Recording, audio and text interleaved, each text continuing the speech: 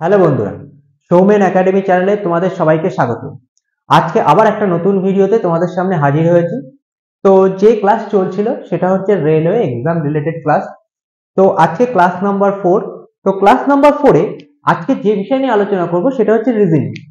তো আগের 3টে ক্লাসে আমি অঙ্ক নিয়ে আলোচনা করেছি, তো আজকে রিজনিং নিয়ে আলোচনা করব। তো আজকে পুরো ক্লাসটা আমি রিজনিং নিয়ে আলোচনা করব, যে অঙ্কগুলো এক্সামে আসতে পারে এবং যেগুলো আগের এক্সামগুলোতে এসছে, বিশেষ করে NTPC exam, railway group D exam, সেই অঙ্কগুলোকে নিয়ে আমি আজকে আলোচনা করব এবং তোমাদের বিভিন্ন গুরুত্বপূর্ণ কিছু টিপস আমি দিতে থাকবো, যে এই রিজনিং এ কোন কোন রিজনিং গুলো সবথেকে ইম্পর্টেন্ট এবং কোন পার্ট গুলো করলে তোমাদের বেশি উপকার হবে এবং এক্সামে আসার মতো সেইগুলোকে আমি আলোচনা করব। তো অবশ্যই ভিডিওটাকে সম্পূর্ণ দেখো, যাতে সবকিছু তোমরা শিখতে পারো আর জানতে পারো। তো অবশ্যই চ্যানেলে নতুন হয়ে থাকলে চ্যানেলটিকে সাবস্ক্রাইব করে রাখো, যাতে সহজেই সমস্ত ধরনের ভিডিও তোমরা পেয়ে যেতে পারো। আর তোমাদের বলবো, যদি তোমাদের কোনো অসুবিধা হয় অবশ্যই কমেন্ট বক্স তোমাদের জন্য খোলা রয়েছে, তোমরা অবশ্যই কমেন্ট করো, তোমাদের কি প্রয়োজন কি দরকার সেইগুলোকে চেষ্টা করব।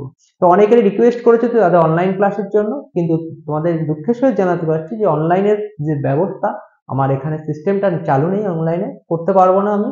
তো এই অফলাইন ক্লাস চলছে এবং তোমাদের যা অসুবিধা তোমরা বলো, আমি সেই হিসাবে তোমাদের অফলাইনের ক্লাসের মাধ্যমে তোমাদের এটা বুঝিয়ে দেবো। তো অবশ্যই তোমরা কমেন্ট বক্সে রয়েছে, তোমরা সেখানে কমেন্ট করো যে কোনগুলো তোমাদের বুঝতে অসুবিধা হচ্ছে, আমি সেগুলোকে ক্লিয়ার করার চেষ্টা করব সেখানে। তো অবশ্যই তোমাদের বলবো এইটুকুই সাপোর্ট করো। যদি ভবিষ্যতে এই সিস্টেমটাকে তৈরি করতে পারি তো অবশ্যই অনলাইনে ক্লাসের দিকে আমি এগোবো। তো তোমাদের বলবো যে এটুকু মেনে নাও এবং সেইভাবে ক্লাস করা শুরু করো। আর আরেকটা রিকোয়েস্ট তোমাদের কাছে অবশ্যই থাকবে, আগেও করেছি আবারও বলছি, যে ভিডিওটা যদি ভালো লেগে থাকে, যদি তোমাদের এখান থেকে কিছু উপকার পাও, অবশ্যই লাইক করে দিও এবং শেয়ার করে দিও সবার কাছে, যাতে এটা পৌঁছাতে পারে সবার কাছে। তো শুরু করছি আজকের ক্লাস। তো আজকের ক্লাস যে বিষয়ের উপর হবে সেটা হচ্ছে railway exam related class, reasoning এর উপর।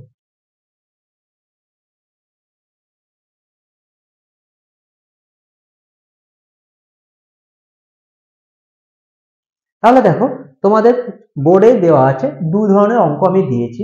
একটা হচ্ছে ক্যালেন্ডারের অঙ্ক, আর একটা হচ্ছে তোমার সাধারণত কোডিং এর অঙ্ক।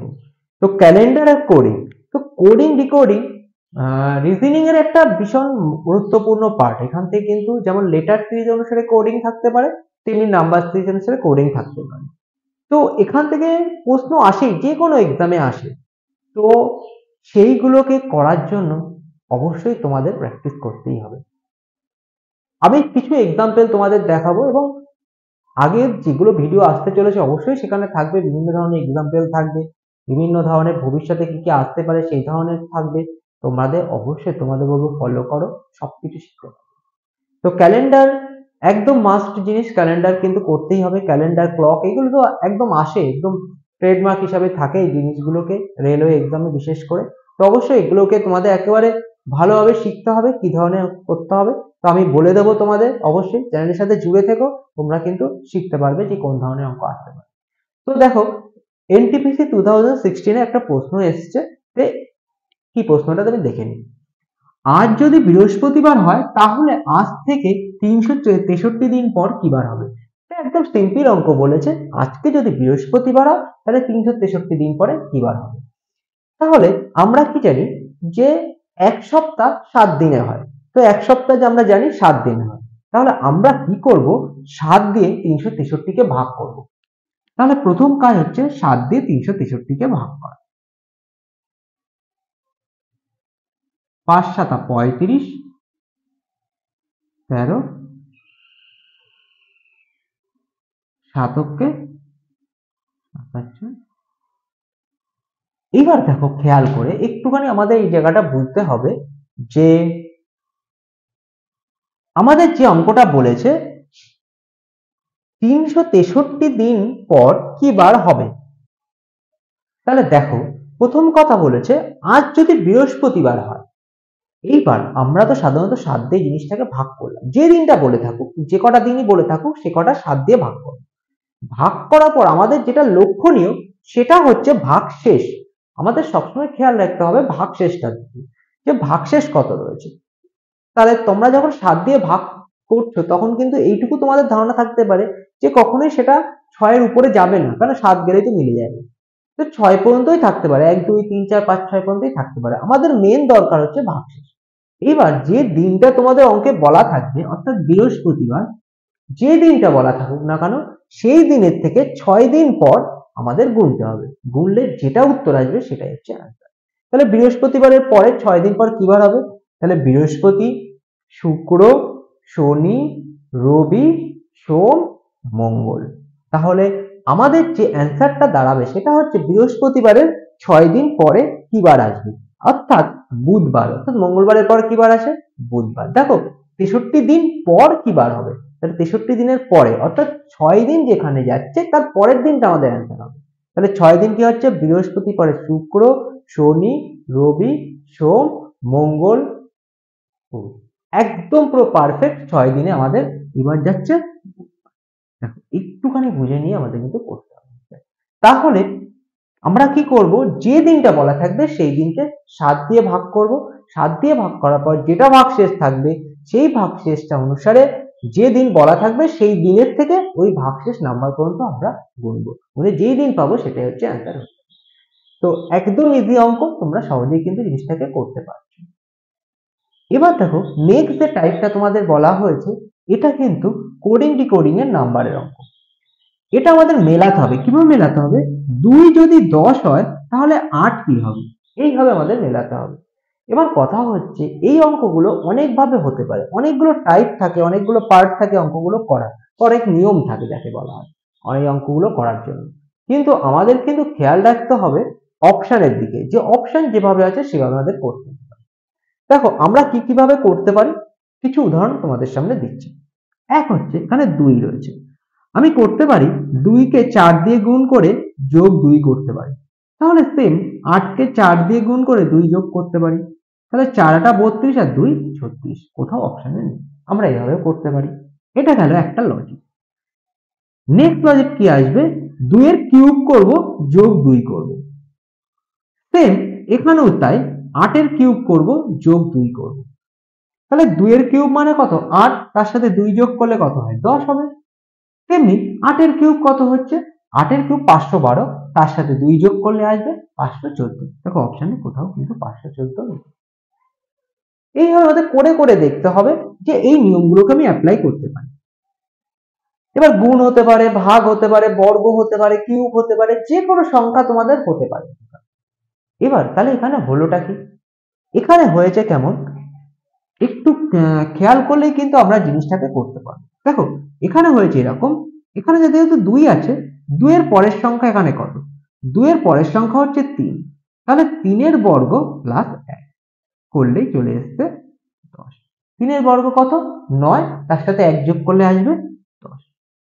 সেম প্রসেস এখানে অ্যাপ্লাই হয়েছে 8। 8 এর পরের সংখ্যা কত? 9, তাহলে 9 এর বর্গ প্লাস 1, 9 এর বর্গ কত? 81 প্লাস 1 82। দেখো অপশন বি হচ্ছে। তো এইটুকু তো তোমরা বুঝতে পারলে যে এই যে অঙ্কগুলো রয়েছে এগুলো কিন্তু তোমরা যেরকম ভাবে ভাবছো সেরকম ভাবে নাও হতে পারে। তাহলে আমাদের করে করে দেখতে হবে যে কোন নিয়মটা এটা অ্যাপ্লাই করছে এবং সেটা অপশনে রয়েছে, সেই হিসাবে কিন্তু এই অঙ্কগুলো হয়। তো একদিক থেকে বলতে গেলে এই অঙ্কগুলো সহজ যেমন আছে তেমনি কিন্তু ডিফিকাল্টও আছে, যে সব নিয়ম কিন্তু এখানে অ্যাপ্লাই হবে।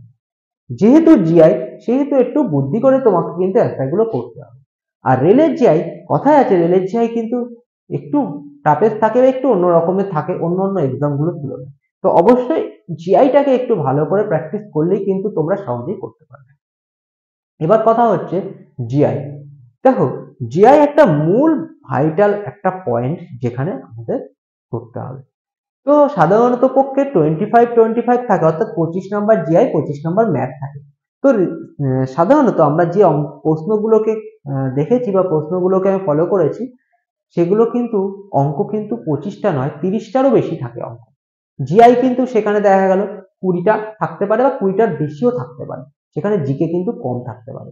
তো এইটুকুনি খেয়াল রাখতে হবে যে যে কটা বলছে রেলওয়ে সে কটা কিন্তু নাও দিতে পারে, তার থেকে বেশি দিতে পারে। তো আমাদের কিন্তু মূল ফোকাস হওয়া উচিত। তো দেখা গেছে প্রশ্ন এইটুকু নিতে যে 60% প্রায় জিআই আর ম্যাথ থেকেই চলে আসছে। তো প্রায় প্রশ্ন 60% জিআই ম্যাথ থেকে আসে।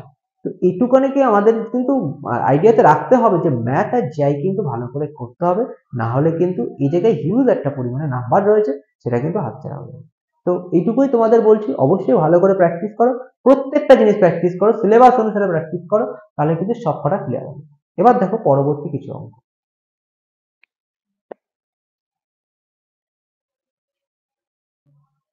এবার দেখো পরের অঙ্ক। দেখো পরের অঙ্ক কি বলেছে, একটা রিলেশনের অঙ্ক। তো যে কোনো এক্সামে কিন্তু রিলেশন একটা খুব খুব মারাত্মক অঙ্ক যেটাকে বলা হয় অ্যাকচুয়ালি। এই কারণে বলছি, তো রেলের পরীক্ষার ক্ষেত্রে কিন্তু একদম গুরুত্বপূর্ণ, যে কোনো এক্সামে তোমার রিলেশন থাকবেই থাকবে, সেটা কখনো একটা থাকতে পারে, পাঁচটা থাকতে পারে, পাঁচটা পর্যন্ত আমি দেখেছি। তো এরকম রিলেশন রয়েছে, তো অবশ্যই এটা খুব ভাইটাল একটা অধ্যায় রিলেশন। তো অনেক ধরনের রিলেশনের প্রশ্ন থাকে, তো আজকে আমি এক ধরনের তোমাদের দেখাচ্ছি যে এই রিলেশনটাকে আমরা কিভাবে করতে পারি। এটা এক্সামে এসছে, রেলওয়ে গ্রুপ বি তে এসছে 2018 সালে। তো এই অঙ্কটাকে আমরা কিভাবে করব, কিভাবে প্রেজেন্ট করছি, কিভাবে করছি। তো তার আগে কিন্তু তোমাদের একটা কথা বলার আছে, যেটা হচ্ছে যারা যে একদম নতুন রয়েছে, যারা নতুন এসছো চ্যানেলে, দেখছো যে কিভাবে কি করতে হচ্ছে, কিভাবে হবে, তাদের বলবো, যারা অধ্যায়কে পুরো ক্লিয়ার করোনি তাদের অবশ্যই বলবো অধ্যায়টাকে আগে ক্লিয়ার করো, সিলেবাসটাকে পুরো কমপ্লিট করো। অবশ্যই চ্যানেলে দেওয়া আছে, প্রত্যেকটা অধ্যায় অনুসারে কিন্তু আমাদের পুরো কমপ্লিট করা আছে, তোমরা সেখানে গিয়ে দেখতে পারো। কেবলমাত্র বাকি আছে কিছু অ্যাডভান্স ম্যাথের জিনিসগুলো, অবশ্যই আমি জিনিসগুলোকে একদম পাই টু পাই ধরে ধরে করিয়ে দেবো। তোমরা একটুখানি সিরিয়াস হও, অবশ্যই চ্যানেলে প্রচুর ভিডিও রয়েছে তোমাদের অধ্যায় অনুসারে, সেগুলোকে একটু দেখো, একদম বেসিক লেভেল থেকে শেখার চেষ্টা করো। আশা করছি কিন্তু অনেকটা ইমপ্রুভমেন্ট করতে পারবে নিজেদের অবস্থান থেকে। এটুকু বলতে পারি যে অঙ্কের সম্পর্কে কারোর যদি কোনো ভীতি থাকে, সেই জিনিসটা কেটে যাবে তোমাদের এই প্রত্যেকটা ভিডিও তোমরা যদি ভালো করে দেখো, একদম 1 নম্বর ভিডিও থেকে বেসিক থেকে অ্যাডভান্স পর্যন্ত তোমাদের দেওয়া আছে চ্যানেলে, তোমরা গিয়ে দেখো, অবশ্যই কিন্তু সেখান থেকে উপকৃত হবে। তো দেখো আজকের যে পরের যে অঙ্কটা তোমাদের দিয়েছি রিলেশনের, এটাকে আমরা কিভাবে করব। তো রিলেশন বলতে গিয়ে পারিবারিক সম্পর্কের মধ্যে আমাদের যে জিনিসগুলো থাকে সেইগুলো অনুসারে হয়, সেটাকে আমাদের সাজাতে হয়, একটা ডায়াগ্রামের মাধ্যমে আমাদের সাজাতে হয়। কিভাবে দেখো, এ বি এর বোন, এ বি এর বোন, আচ্ছা যখন বোন হবে, ভাই আর বোন হবে, সেক্ষেত্রে আমরা এরকম দাগ দিয়ে বোঝানোর চেষ্টা করি, ভাই বোন। এ বি এর বোন, তাহলে কে বোন হচ্ছে এ, যে মেয়ে থাকবে তাকে মাইনাস দিয়ে চিহ্নিত করব, আর ছেলে হলে প্লাস দিয়ে চিহ্নিত করব। এবার কথা হচ্ছে আমি এখানে প্লাস দিতে পারবো কি পারবো না, এটা পরের কথা। কারণ হচ্ছে এখানে বি কিন্তু নির্দিষ্ট করে বলা নেই বি মেয়ে না ছেলে, এ কিন্তু বলা রয়েছে বোন, তাহলে বোন যদি হয় তাহলে সে মাইনাস হবে। নেক্সট পজিশন চলে আসি, সি বি এর মা, সি হচ্ছে বি এর মা। এবার দেখো মা যদি হয় সেটা জেনারেশন গ্যাপে হয়, জেনারেশন গ্যাপে কি হয়, এরকম উপর থেকে নিচে চলে আসে, তাহলে সি যেহেতু মা হয়, সি মাইনাস হয়ে যাবে। ডি সি এর বাবা, ডি বলেছে সি এর আবার বাবা, দেখো এখানে ধরবে না বলে আমি এটাকে একটু মুছে নিচের দিকে করছি। দেখো এ বি, এ হচ্ছে মাইনাস, এখানে জেনারেশন গ্যাপে হচ্ছে সি, সি হচ্ছে মা। এবার বলেছে ডি সি এর বাবা, ডি যদি সি এর বাবা হয় তাহলে আবার জেনারেশন গ্যাপে উপরে চলে গেল, তাহলে বাবা যেহেতু বলেছে ছেলে, তাহলে প্লাস হয়ে গেল। ই ডি এর মা, ই আবার বলেছে ডি এর মা, মানে আরো একটু জেনারেশন গ্যাপে উপরে চলে গেল, তাহলে এটাকে আরো একটু জেনারেশন গ্যাপে যদি উপরে দেওয়া হয়, তাহলে এটা কিভাবে আসবে, দেখো ডি বলেছে, তাহলে এখানে ই বলেছে ডি এর মা বলেছে, মা মানে মাইনাস, তাহলে এর সঙ্গে ডি এর সম্পর্ক কি, তাহলে এর সঙ্গে ডি এর সম্পর্ক কি হবে, দেখো খেয়াল করে দেখো, ডি এর মেয়ের মেয়ে হয় না এটা জিনিসটাকে, ডি এর সাথে এর সম্পর্ক কি হবে, তাহলে বলেছে তাহলে এর সঙ্গে ডি এর সম্পর্ক কি, দেখো এখানে ডি আছে আর এখানে এ আছে, তাহলে সি যদি ডি এর মেয়ে হয় এবং বি যদি সি এর মা হয়, তাহলে এ আর বি তো ভাই বোন, যাই হোক ভাই বোন বা বোন বোন হোক যাই হোক না কেন, তাহলে এ নিশ্চয়ই সি এর মেয়ে, অর্থাৎ ডি এর নাতনি, তা যেহেতু মাইনাস রয়েছে সেহেতু এটা হচ্ছে নাতনি। অ্যাকচুয়ালি কথা হচ্ছে রিলেশন কিন্তু সাজানোর উপর নির্ভর করে, যে যত পারফেক্ট ভাবে সাজাতে পারবে তার অ্যান্সার ততটা সঠিক হওয়ার চান্স বেশি থাকবে। তো অবশ্যই তোমাদের বলবো রিলেশনটাকে আগে পারফেক্ট অনুসারে সাজানো শিখতে হবে। কতগুলো জিনিস আমি তোমাদের বলে দিচ্ছি। যেমন যদি মেয়ে হয় তাহলে আমরা মাইনাস দিয়ে তাকে বিচার করব, যদি ছেলে হয় তাকে প্লাস দ্বারা বিচার করব, যদি মা বাবা মানে জেনারেশন গ্যাপ যদি হয়, মা ছেলে বা বাবা ছেলে, ছেলে বা মেয়ে যাই হোক না কেন, এরকম জেনারেশন গ্যাপে যদি হয় তাহলে এই চিহ্ন দ্বারা বিচার করব। ভাই বোন যদি হয় বা বোন বোন হয় যদি, তাহলে আমরা এরকম একটা ছোট দাগ দ্বারা বিচার করব। আর স্বামী যদি স্ত্রী হয়, স্বামী স্ত্রী হলে এটাকে আমরা প্লাস দ্বারা, একদম বড় করে প্লাস দ্বারা চিহ্নিত করতে পারব। তো এইভাবে আমরা যদি রিলেশন গুলোকে সাজিয়ে নিয়ে করতে পারি তাহলে কিন্তু আশা করি তোমাদের কিন্তু ভুল হওয়ার সম্ভাবনা অনেকটা কম থাকবে। চ্যানেলে পরবর্তীকালে আরো রিলেশন আসবে, তোমরা অবশ্যই সেটাকে দেখতে থাকো এবং বিভিন্ন টাইপ আমি করাবো তোমাদের। তো অবশ্যই বলবো তোমরা সম্পূর্ণ প্রত্যেকটা দিন যে ভিডিওগুলো আসছে সেগুলোকে দেখার চেষ্টা করো। আশা করব আমি রেগুলার ভিডিও দেওয়ার, যদি কখনো মিস হয়ে যায় কিন্তু কোনো প্রবলেমের ক্ষেত্রে হয়তো মিস হতে পারে, কিন্তু আমি চেষ্টা করব রেগুলারিটি ভিডিওকে কন্টিনিউ রাখা। তো অবশ্যই তোমরা সেটাকে ফলো করো, শিখতে পারবে অনেক কিছু এখান থেকে, এটুকুই বলতে পারি। এবার দেখো পরের অঙ্ক আমরা কিভাবে করতে পারি।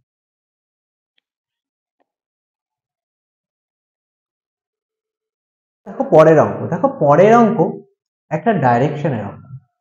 ডাইরেকশন মানে কি বোঝায়? ডাইরেকশন মানে হচ্ছে কে কোন দিকে যাচ্ছে, কিভাবে যাচ্ছে তার ডিস্টেন্স বোঝানো, বা সে কোন দিকে রয়েছে, কোন দিকে মুখ করে রয়েছে, এগুলো হচ্ছে ডাইরেকশনের অ্যাকচুয়ালি অঙ্ক। জিআই এর একটা গুরুত্বপূর্ণ পার্ট হচ্ছে ডাইরেকশন। এই ডাইরেকশনের অঙ্কগুলো কিন্তু অবশ্যই এক্সামে আছে এবং রেগুলার কন্টিনিউটি আছে এবং প্রত্যেকটা এক্সামে কিন্তু ডাইরেকশনের অঙ্ক থাকে। তো ডাইরেকশনের অঙ্ক করতে গেলেও আমাদের কিন্তু একটা ডায়াগ্রাম অনুসারে চলতে হয় এবং জানতে হয় কোনটা কোন দিক এবং তার বাঁ দিক কোনটা, ডান দিক কোনটা। এই লেফট অ্যান্ড রাইট সাইড ভালো করে ঠিক করে রেখে যারা বিচার করতে পারবে ডাইরেকশন তাদের একদম সঠিক হয়ে যাবে। অনেকেরই কিন্তু প্রবলেম থাকে এই লেফট রাইটে, তাদের কিন্তু ডাইরেকশনের অঙ্ক কিন্তু ভুল হওয়ার সম্ভাবনা সব থেকে বেশি থাকে। তো অবশ্যই তাদের বলবো আগে লেফট অ্যান্ড রাইটটাকে ঠিক করতে, তাহলে কিন্তু সহজেই কিন্তু ডাইরেকশন অঙ্ক করা যেতে পারে। এবার দেখো কয়েকটা নিয়ম আমি আমার অঙ্কের মাধ্যমে তোমাদের বলে দিচ্ছি, তাতে আশা করব তোমাদের এই ভুলগুলো, যাদের লেফট রাইটে অসুবিধা হয় সেই ভুলগুলো আর কখনো হবে না। এবার দেখো ফার্স্ট আমরা দেখবো যে আমাদের কিভাবে দিক নির্ণয় করতে হবে। এটা হচ্ছে চিহ্ন অনুসারে, এই দিকে আমরা পূর্ব দিক ধরবো, এটা উত্তর দিক, এটা পশ্চিম দিক ধরবো, এটা উত্তর দিক ধরবো, এটা দক্ষিণ, পূর্ব পশ্চিম উত্তর দক্ষিণ। একদম সিম্পল ভাবে খাতা যেভাবে থাকবে তোমার সেইভাবে এটাকে লিখে রাখবা। এই দিক পূর্ব দিক হবে, এই দিক পশ্চিম দিক হবে, উপরটা উত্তর দিক হবে, নিচেরটা দক্ষিণ দিক হবে। এইটা হচ্ছে পুরোপুরি পারফেক্ট বিচার। ম্যাপ অনুসারে এখানে হয় না, এখানে হয় হচ্ছে খাতায় যেভাবে এইভাবে বসানো এইভাবে কিন্তু আমাদের অঙ্ক করতে হবে। এবার ডাইরেকশন অনুসারে আমাদের একটা ডায়াগ্রাম এখানে আঁকতেই হবে। এই ডায়াগ্রাম না এঁকে আমরা কিন্তু অঙ্কটাকে সাজাতে পারবো না। তাহলে দেখো আমরা প্রথমে ডায়াগ্রাম থেকে আঁকছি। কিভাবে আমরা আঁকছি, এক একটা লাইন করব আর এক একটা ভাবে আমরা সিম্পলিফাই করবো কিভাবে করছি। আর অবশ্যই এর মধ্যে কিন্তু আমাদের কিন্তু সবথেকে গুরুত্বপূর্ণ হচ্ছে বাম আর ডান। সুজন এই স্থান থেকে যাত্রা শুরু করলো, আমরা এখানে একটা ছোট্ট করে একটা স্থান এঁকে নিলাম, শুরু করে উত্তর দিকে 8 কিমি গেল, উত্তর দিক মানে ওপর দিকে, তাহলে ওপর দিকে 8 কিমি গেল, এটা আমরা চিহ্নিত করলাম। তারপর সে বাঁ দিকে ঘুরে গেল। এবার দেখো এখান থেকে সে বাঁ দিক ঘুরলো। এবার দেখো উত্তর দিক যখন উঠছে, যখন কোনো ব্যক্তি উত্তর দিকে যাচ্ছে তখন তার বাঁ দিক কোনটা হবে? তার বাঁ দিক হবে এই পাশের দিকটা হচ্ছে বাঁ দিক আর এই পাশের দিকটা হচ্ছে ডান দিক। এই দিক ভাবে আমাদের খেয়াল করতে হবে। তাহলে উত্তর দিকে উঠলো, তখন সে কোথায় গেল?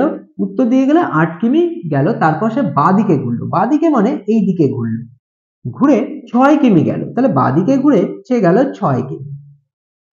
আমরা এইভাবে চিহ্নিত করে ফেললাম। তাহলে আমরা চিহ্নিত করব কিভাবে, ভালো করে খেয়াল করো। আমরা যখন 8 কিমি লিখছি, আমাদের যখন অঙ্ক করছি, আমরা খাতার উপর অঙ্ক করি, খাতার উপর অঙ্ক করলে আমাদের যে এই সাইডটা, যে সাইডটা আমাদের রাইট সাইড থাকছে, এটা হচ্ছে রাইট হ্যান্ড থাকবে, সেই সাইডটা রাইট হয়ে যাবে।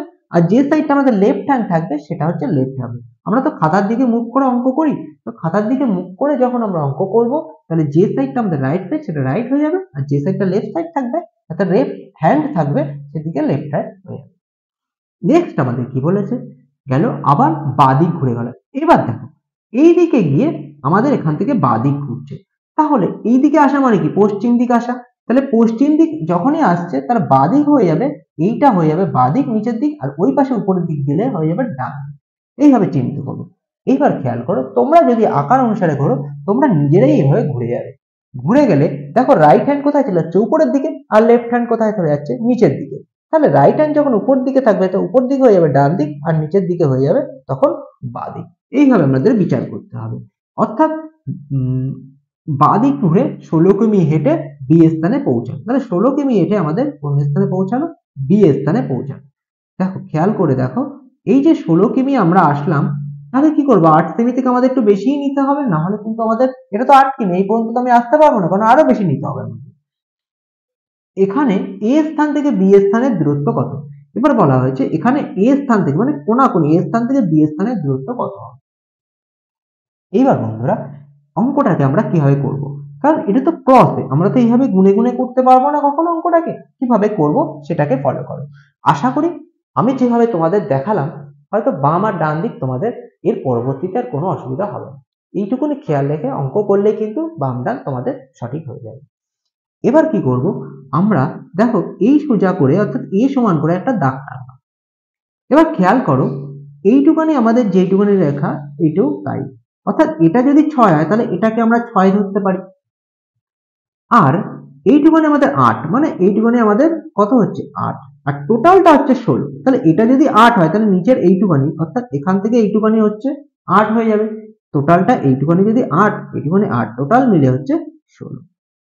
এইবার এই বাহুটা হচ্ছে 6, এই বাহুটা হচ্ছে 8, আমাদের দরকার এই বাহুটা অর্থাৎ এ বি বাহু আমাদের প্রয়োজন।